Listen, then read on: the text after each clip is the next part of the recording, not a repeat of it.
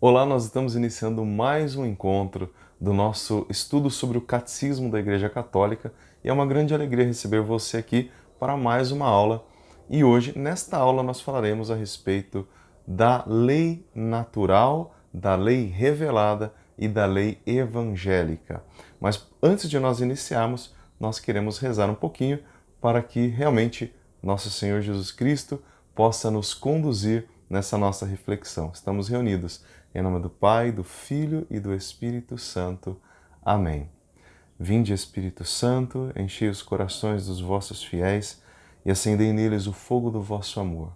Enviai o vosso Espírito e tudo será criado e renovareis a face da terra. Oremos.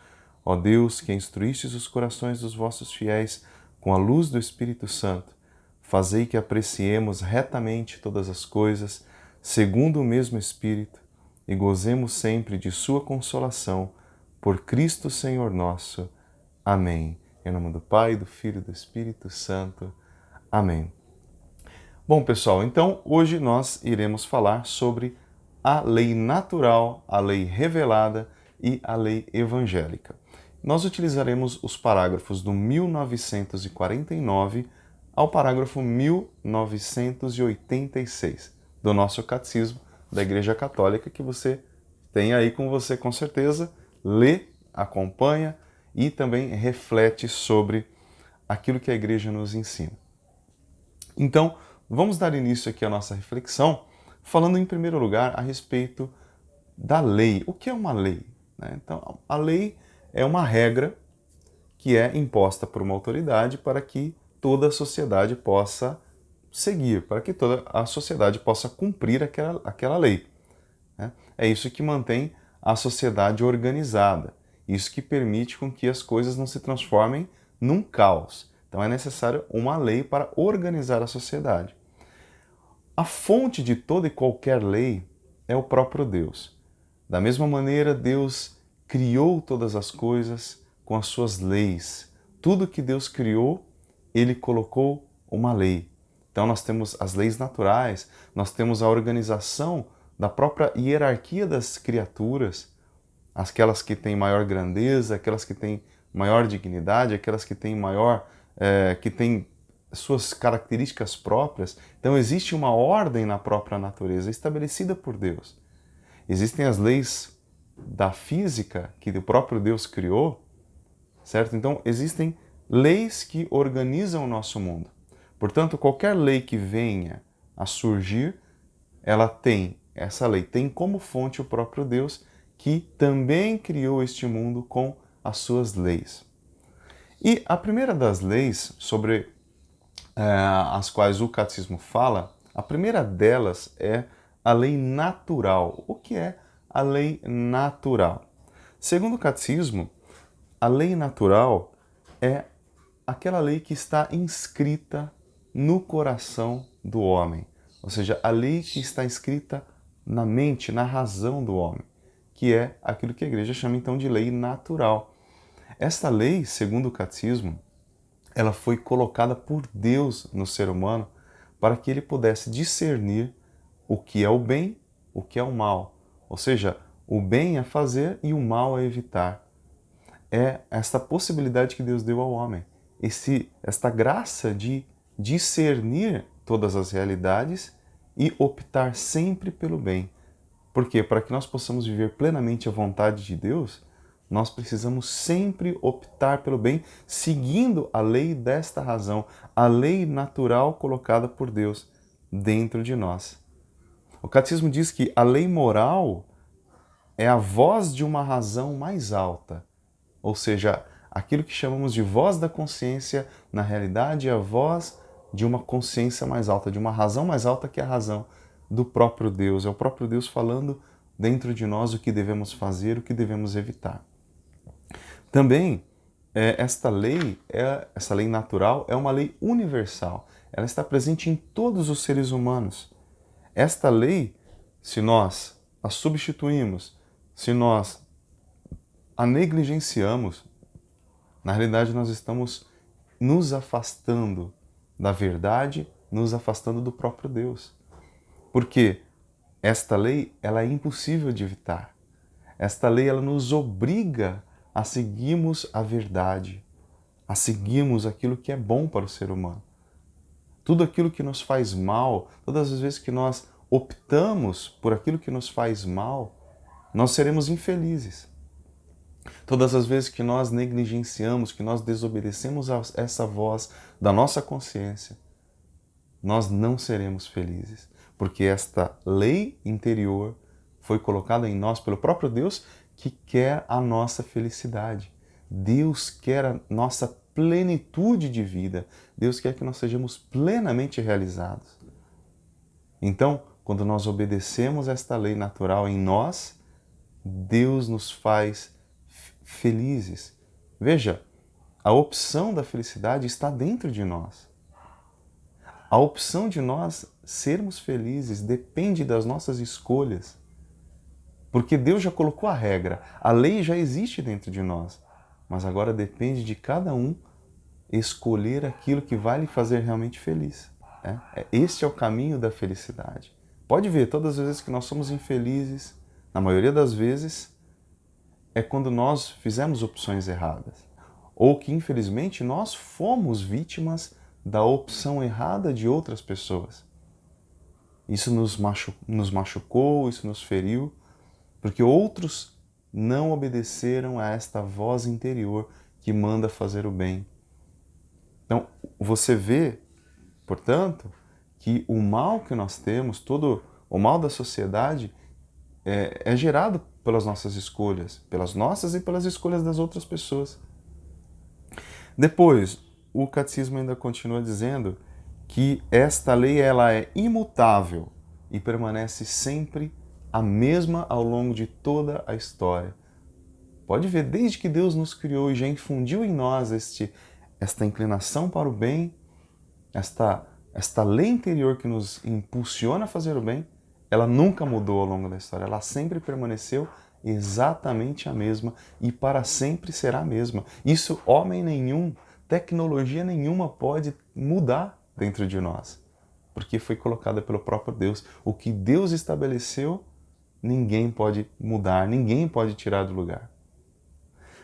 Também, com relação à lei natural, o catecismo diz que ela é, portanto, a base moral das opções humanas e da criação das leis comuns da nossa sociedade.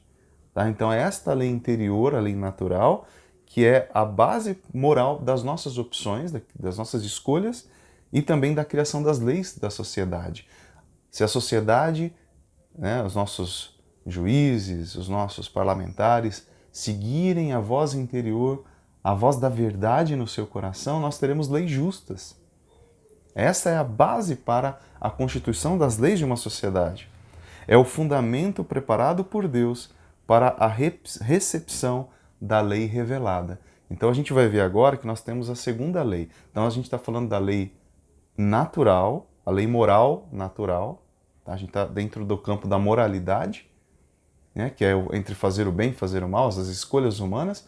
E esta primeira lei natural, ela prepara o ser humano para receber a revelação de Deus. Porque, como nós sabemos, ainda que o homem tenha recebido de Deus a lei natural, por causa da sua desobediência, por justamente não seguir a lei interior, que era de fazer o bem, de obedecer a Deus, o pecado e a morte entraram no mundo.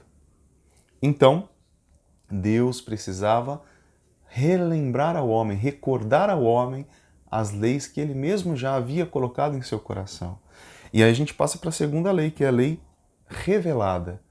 A lei que Deus revela ao ser humano. A gente está falando, portanto, do Antigo Testamento, a lei antiga. Nós precisávamos, portanto, desta revelação divina para nos recordar do caminho certo, para nos recordar das leis naturais que Deus já tinha colocado dentro de nós. Olha só, o primeiro, então, estágio desta revelação acontece por meio de Moisés. É o primeiro estágio. Vocês se lembram que Moisés ele foi aquele homem escolhido por Deus para tirar o povo do Egito, conduzi-lo à terra prometida. Deus escolheu Moisés para isso. E num determinado momento, Moisés sobe ao monte e Deus entrega a Moisés os 10 mandamentos, ou seja, as leis que o povo devia seguir para cumprir a vontade de Deus, para viver na justiça. E aí nós temos lá as duas tábuas da lei, né? Nós temos as tábuas que se referem, a tábua que se refere às leis voltadas ao amor a Deus, e nós temos também aquela voltada para o amor ao próximo. Então, na verdade, os 10 mandamentos se dividem em duas colunas. A primeira, o amor a Deus, né? Amar a Deus sobre todas as coisas, não tomar o nome de Deus em vão. E nós temos as leis dentro dos 10 mandamentos voltadas para o amor ao próximo. Tanto que Jesus depois vai falar que os 2 maiores mandamentos são amar a Deus sobre todas as coisas, amar ao próximo como a si mesmo. Então nós temos essas duas colunas e Deus vai entregar a Moisés esta lei e o povo devia viver aquelas leis, os 10 mandamentos, para que fosse feliz, para que o povo fosse feliz sobre a terra. E aí é aquilo que Santo Agostinho diz: Deus escreveu nas tábuas da lei aquilo que os homens não conseguiam mais ler em seus corações. Já que os homens haviam se esquecido, os homens estavam cegos, não enxergavam mais a lei natural, Deus teve que escrever na rocha, na pedra dura, os seus mandamentos. Ou seja, foi mais fácil escrever na rocha do que escrever no coração dos homens. Então, Deus teve que colocar na frente do homem explicitamente a sua lei e recordá-lo daquilo que ele mesmo já havia colocado como lei natural. Não matar, não cobiçar as coisas alheias, não cobiçar a mulher do próximo, né? Todas essas leis Deus teve que recordar ao ser humano. A lei, ela diz o que se deve fazer.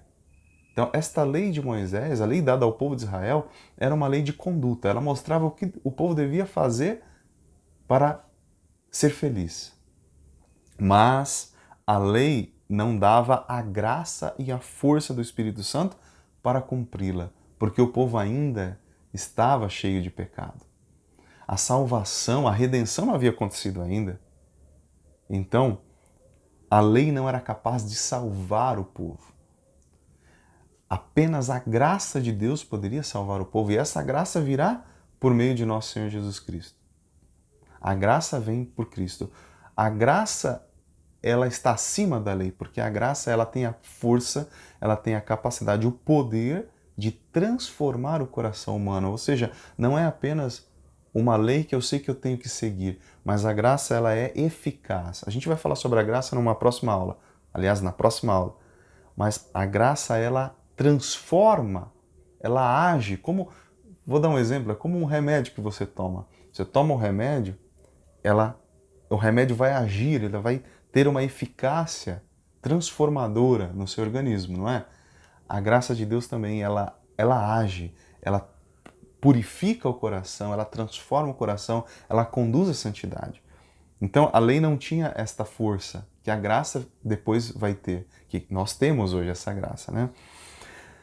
Ela apenas preparava, portanto, preparava o povo para receber o Salvador, que traria a graça. E aí nós chegamos então na nova lei. A gente falou da lei natural, agora a lei revelada no Antigo Testamento, que Deus recordava ao homem o que ele devia viver, e agora nós chegamos na plenitude dos tempos, que é quando vem a nova lei, a lei do Evangelho. A lei trazida por nosso Senhor Jesus Cristo. Esta lei do Evangelho é a perfeição aqui na Terra da lei divina, da lei natural e da lei revelada, certo? Então, a lei de Deus, a lei divina, que até então nós vimos na lei natural e na lei antiga, revelada, nós temos a plenitude, a perfeição de toda a lei. E esta perfeição pode se encontrar, sobretudo, lá no Sermão da Montanha, né? Evangelho de São Mateus, capítulo 5, 6 e 7, você vai encontrar o Sermão da Montanha. Ali no Sermão da Montanha está a receita para quem quer viver a santidade e para quem quer ser feliz. Se nós queremos seguir perfeitamente a vontade de Deus, a lei de Deus, nós temos que olhar para o Sermão da Montanha, né? O Sermão da Montanha é a perfeição da lei de Deus. Esta lei nova, ela reforma o coração, ela reforma as escolhas que nós fazemos. Ela ensina o perdão aos inimigos. Veja lá no Sermão da Montanha, quando Jesus fala: amai os vossos inimigos, fazei o bem àqueles que vos odeiam. Ou seja, é a lei de Deus levada à sua plenitude, à perfeição. A oração pelos perseguidores e a generosidade com aqueles que nos fazem o mal, a bênção para aqueles que nos amaldiçoam. No Sermão da Montanha, Jesus ensina os atos da religião, que são a esmola, o jejum e a oração. Jesus resume a sua lei na regra de ouro. Você lembra da regra de ouro qual que é? A regra de ouro é: tudo, portanto, que vós quereis que os homens vos façam, fazei-o vós a eles. É aí que nosso Senhor Jesus Cristo resume a lei, a plenitude da sua nova lei. A lei divina em plenitude é fazer aos outros aquilo que eu gostaria que fosse feito para mim. Então, se eu quero que alguém sorria para mim, eu vou sorrir para os outros. Se eu quero que alguém me abrace, eu vou abraçar os outros. Se eu quero que alguém me atenda com carinho, que me atenda com respeito, que me ouça, então eu devo atender as pessoas também com carinho, com respeito. Eu devo dar ouvidos àqueles que me procuram. Se eu não quero ser desprezado, eu não posso desprezar ninguém. Eu tenho que acolher a todos. Eu tenho que falar com todos. Em suma, é aquele mandamento que nosso Senhor nos deu: amai-vos uns aos outros, assim como eu vos amei. E como é que Jesus nos amou? Dando a sua vida por nós. Nós devemos amar como Jesus amou e continua nos amando. Também nós vamos encontrar um desenvolvimento dessas leis evangélicas lá nas cartas apostólicas. As cartas dos apóstolos, São Paulo, São Pedro, São Tiago, São João, que vão desenvolver esse ensinamento de Jesus. Vão nos ensinar a viver melhor esses mandamentos, essa nova lei. Também é essa nova lei que não apenas ensina, mas dá a graça e a força para que nós possamos vivenciá-la. Então, aqui está a grande graça do Evangelho, porque a partir de agora, a partir de nosso Senhor Jesus Cristo, nós não temos apenas uma lei que nós devemos ler e seguir. Assim como a gente tem as nossas leis civis, a gente lê a lei e tem que seguir. É uma regra de conduta.